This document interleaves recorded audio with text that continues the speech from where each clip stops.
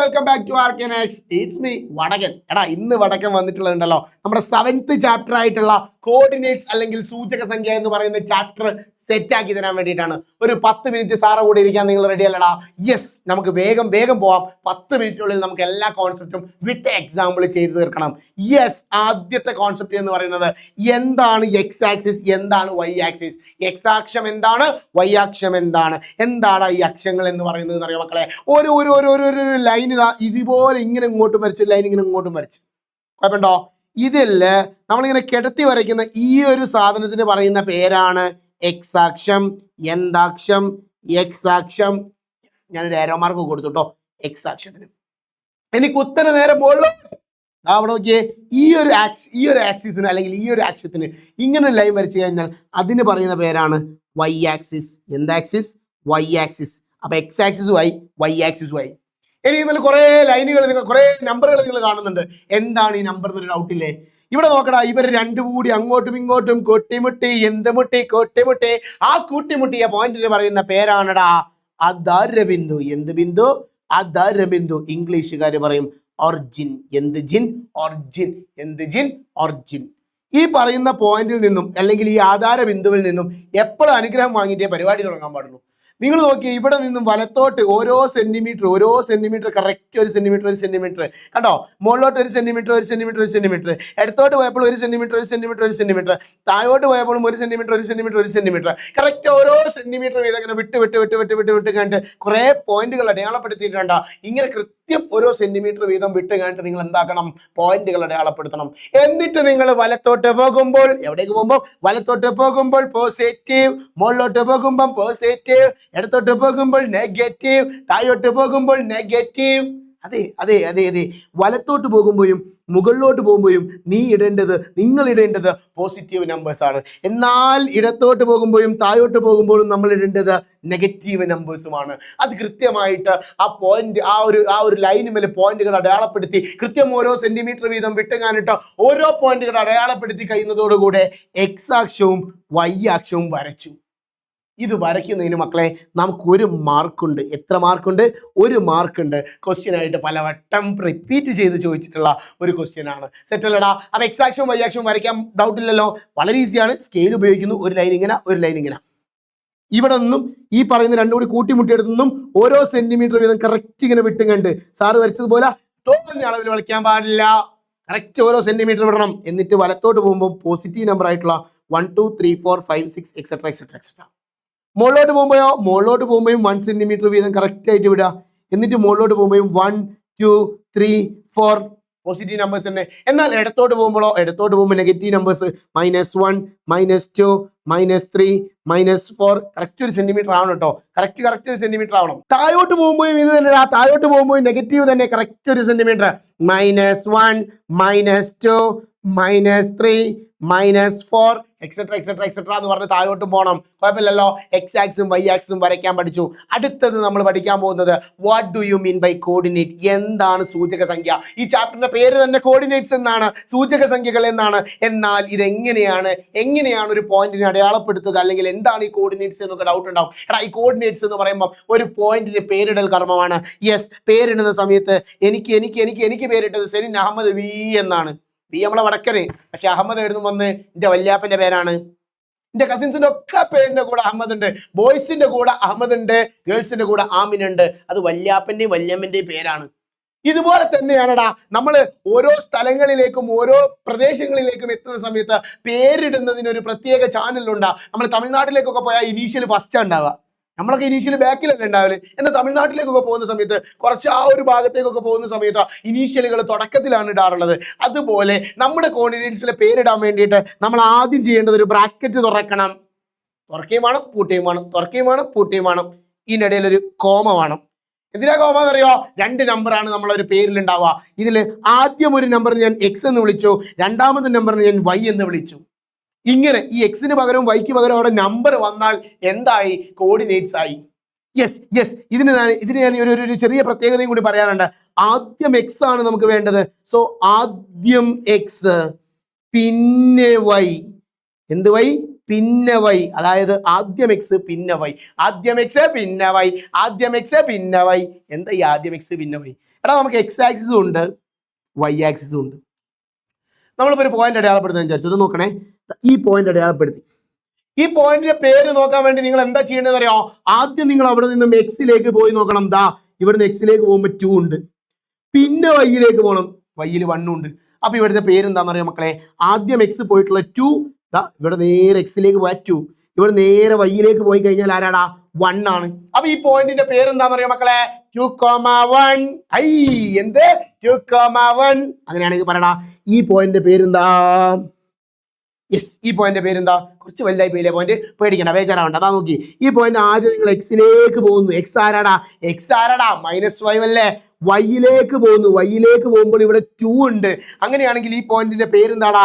ഈ പോയിന്റിന്റെ പേര് -5, -2. -2 ആണോ? അല്ല, -2 അല്ല, അവിടെ 2 ആണുള്ളത് സാറേ. അപ്പൊ -5,2. സെറ്റല്ലടാ? സെറ്റല്ലേ? അങ്ങനെയാണെങ്കിൽ ഈ പോയിന്റ് പേര് എന്ന് പറയുന്നത്, ഈ പോയിന്റ് പേര് യെസ്, ഇവിടെ -4 അല്ലേ? -4 ആണോ? ആദ്യം വൈയിലേക്കാണോ പോകേണ്ടത്? അല്ല സാറേ, പോകേണ്ടത് എക്സിലേക്കാണ്. നേരെ എക്സിലേക്ക് പോകുമ്പോൾ -1 ഉണ്ട്. -1, -4. ആദ്യം എക്സ് പിന്നെ വൈ, ആദ്യം എക്സ് പിന്നെ വൈ. സെറ്റല്ലടാ?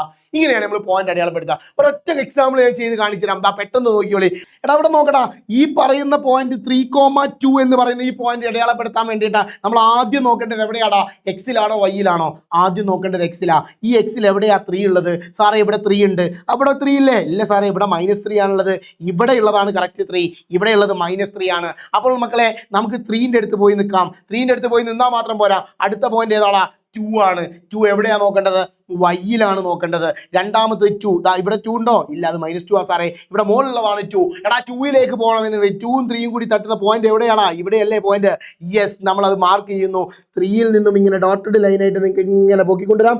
2ൽ നിന്നും ഡോട്ടഡ് ലൈൻസിന് ഇങ്ങനെ കൊണ്ടുവരാം. ഇത് രണ്ടും കൂടി കൂട്ടിമുട്ടുന്ന പോയിന്റിന് പറയുന്ന പേരാണ് 3,2. ഇതിങ്ങനെ മാർക്ക് ചെയ്ത് വെച്ചാൽ നിങ്ങൾക്ക് കിട്ടും 1 മാർക്ക്. അടുത്തത് -5,3. എവിടെയാടാ -5 കിടക്കുന്നത്?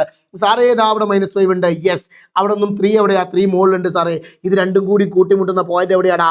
യെസ്, ഇവിടെയുള്ള ഈ പോയിന്റ് ആണ് എന്താ? -5,3. അടുത്തത് -4,-3. എവിടെയാടാ -3 ഉള്ളത്? ഇവിടെയല്ലേ -3 ഉള്ളത്? കാരണം എക്സിലുള്ള -3 അല്ലേ നമ്മൾ ആദ്യം നോക്കേണ്ടത്? യെസ്, പിന്നെ വൈയിലുള്ള സോറി തെറ്റി. അങ്ങനെയല്ല സാറേ, എക്സിലുള്ള -4 നോക്കണം. -3 എവിടെയാ നോക്കേണ്ടത്? വൈയിലാണ് നോക്കേണ്ടത്. ആദ്യം എക്സ് പിന്നെ വൈ, ആദ്യം എക്സ് പിന്നെ വൈ. യെസ്, എങ്ങനെയാണെങ്കിൽ -4ന്റെ നേരെ വന്ന് കാണിട്ടാ അത് -3 കൊണ്ട് ഇങ്ങനെ ഡയറക്റ്റ് ആയിട്ട് വരുന്നു. ഈ പോയിന്റിന് പറയുന്ന പേരാണ് -4,-3. കഴിഞ്ഞിടാ. ഒരു പോയിന്റ് കൂടി ഉണ്ട്. 5,-2. 5 എവിടെ? 5 സാറേ, 5 ഇവിടെ ഉണ്ട്. -2 എവിടെ? ഇവിടെ. ഇത് രണ്ടും കൂടി കൂട്ടിമുട്ടുന്ന പോയിന്റ് ഏതാടാ? -5 അല്ല, 5,-2.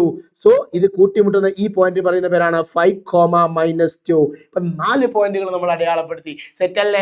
ഇതാണ് ഒന്നാമത്തെ കോൺസെപ്റ്റ്. നമ്മൾ ഈ പോയിന്റുകളെ അടയാളപ്പെടുത്തുക കാലം എന്ന് പറഞ്ഞതുപോലെ അടയാളപ്പെടുത്താൻ വേണ്ടിയിട്ടാണ് നമ്മൾ പഠിക്കേണ്ടത്. അടയാളപ്പെടുത്തി നമ്മൾ പഠിച്ചു കഴിഞ്ഞാൽ നമുക്ക് വളരെ ഈസി ആയിട്ട് ബാക്കിയുള്ള കാര്യങ്ങളിലേക്ക് പോകാം. ആദ്യം നമ്മൾ അറിഞ്ഞിരിക്കേണ്ടത്, ഒരു പോയിന്റ് അടയാളപ്പെടുത്തുമ്പോൾ ആദ്യം എക്സ് ആക്സിസ് ഉള്ളതും പിന്നീട് വൈ ആക്സിസ് ഉള്ളതും, അതായത് ആദ്യം എക്സ് പിന്നെ വൈ, ആദ്യം എക്സ് പിന്നെ വൈ. ഈ കാര്യം നമ്മൾ കൃത്യമായിട്ട് ശ്രദ്ധിക്കണം. Moving to the next concept, rectangle math. ഈ റെക്ടാംഗിൾ മാത്തിന്റെ ബേസിക്സ് ആണ് എന്താണെന്നറിയോ? നിങ്ങൾ ഇവിടെ ശ്രദ്ധിച്ചേ, ഞാനൊരു ലൈൻ വരയ്ക്കാൻ പോവാണ് കേട്ടോ. അതാ അവിടെ നോക്കിക്കോളി, സാർ ഒരു ലൈൻ വരയ്ക്കാൻ പോവാണ്. ഒരു ലൈൻ ഇതാ ഇതിലെങ്ങനെ ടൂലിൽ കൂടി എങ്ങനെ കൊണ്ട് വരച്ചിരിക്കുന്നത്. കുറച്ച് താന്നിരിക്കണേ, കുഴപ്പമില്ല സാർ, കുറച്ച് പൊക്കി വെക്കാം. ഇതാ ഈ ടൂലൂടെ പോയ ലൈനിന്റെ പ്രത്യേകത എന്താ മക്കളെ?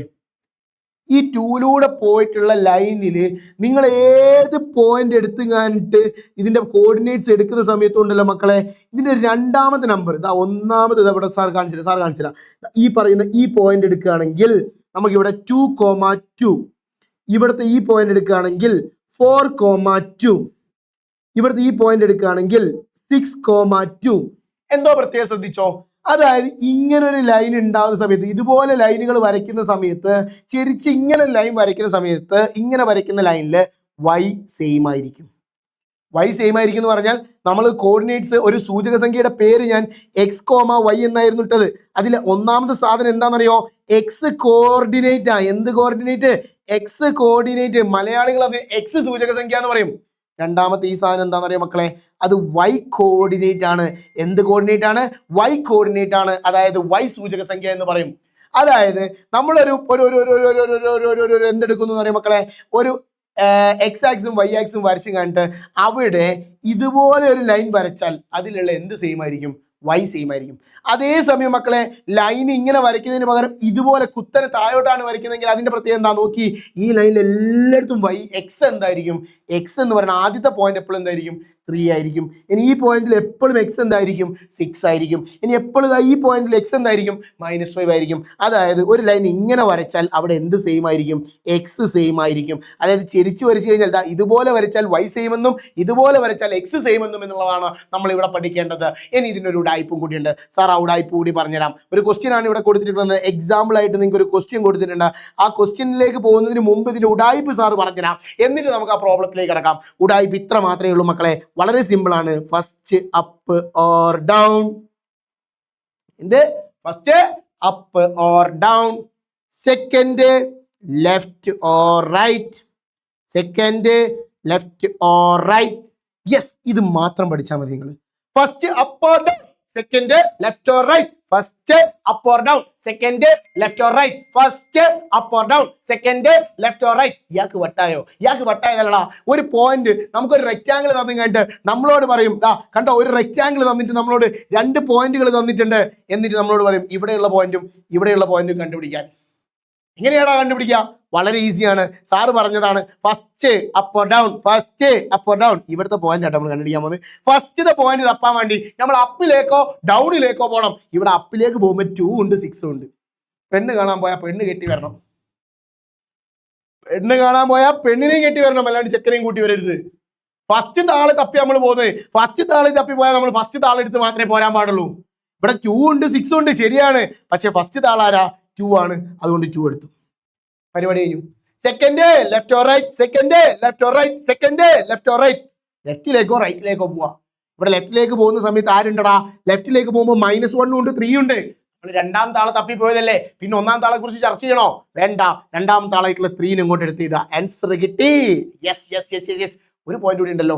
ഈ പോയിന്റ് കണ്ടുപിടിക്കാൻ പെട്ടെന്ന് പറഞ്ഞത് എങ്ങനെയാ? First up or down, first up or down. അപ്പിൽ ആരുമില്ല സാറേ, ഡൗണിൽ ആരുണ്ട്?